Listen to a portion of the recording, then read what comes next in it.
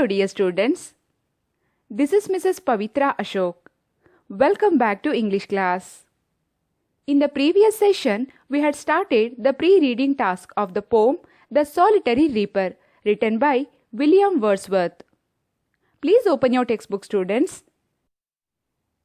I hope you all have opened your textbook. Now please look at first stanza.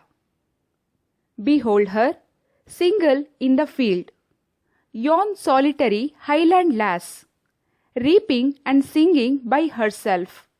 Stop here or gently pass. Alone she cuts and binds the grain, and sings a melancholy strain. Oh, listen, for the vale profound is overflowing with the sound. Now please look at meanings of new words.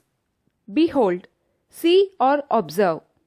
Solitary, single. Yon, over there, in that direction. Lass, a girl or young woman. Reap, harvest the crop.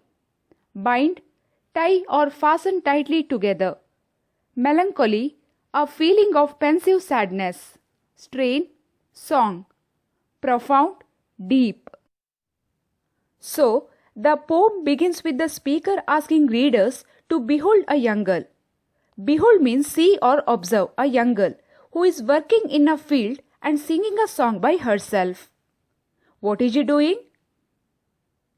Yes, she is reaping and singing a sad song. What is reaping? Harvesting the crop.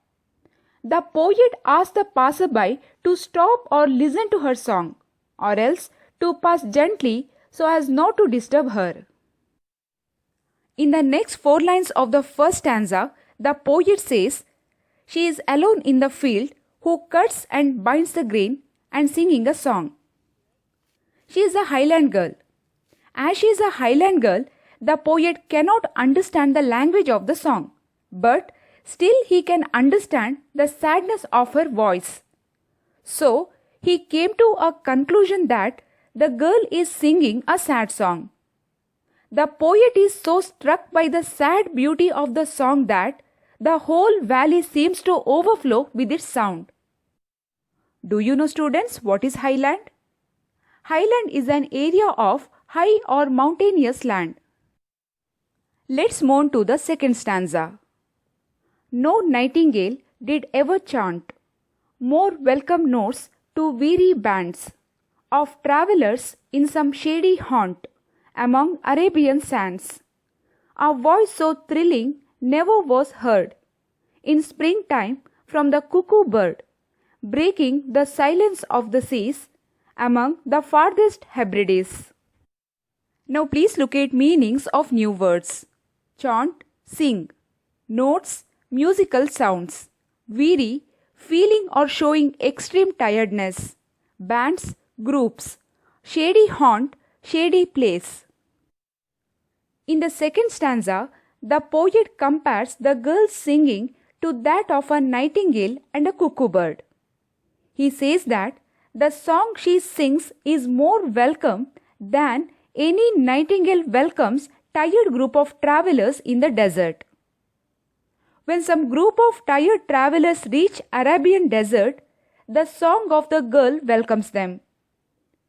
The poet also compares the voice of a reaping girl to cuckoo bird in springtime.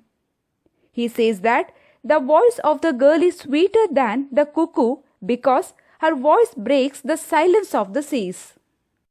So, in the second stanza, the poet wants to say that the girl's voice is more sweeter than nightingale bird and the cuckoo bird. Students, have you ever heard Hebrides? Hebrides is a group of islands of the northwestern coast of Scotland. Now please look at stanza 3. Will no one tell me what she sings?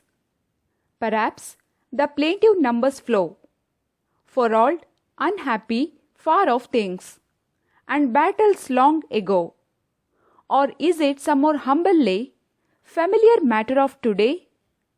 Some natural sorrow, loss or pain that has been and may be again? Please look at meanings of new words. Plaintive, sounding sad, sorrowful. Numbers. In this poem, lines of the song she was singing. Lay, narrative poem. Humble lay. The song may be about the common, simple people or situations. Sorrow, sadness. In the third stanza, the poet is deeply impressed by her song, but he cannot understand the language of the song and so cannot say what the song is about. So, he asks others to tell him what she sings. Then he guesses the girl is singing about some past sorrow, pain, or losses of old, unhappy things, or battles fought long ago, or perhaps it is a song about some present sorrow, pain, or loss. He also says the song may be about the common, simple people or situations. Did you understand, students? The poet clearly knows the young girl is singing a sad song, so he guesses the reasons behind it. Now please look at last stanza. Whatever the theme, the maiden sang, as if her song could have no ending. I saw her singing at her work, and over the sickle bending. I listened, motionless and still, and as I mounted up the hill, the music in my heart I bore, long after it was heard no more. Meanings of new verse. Theme, the subject of the song.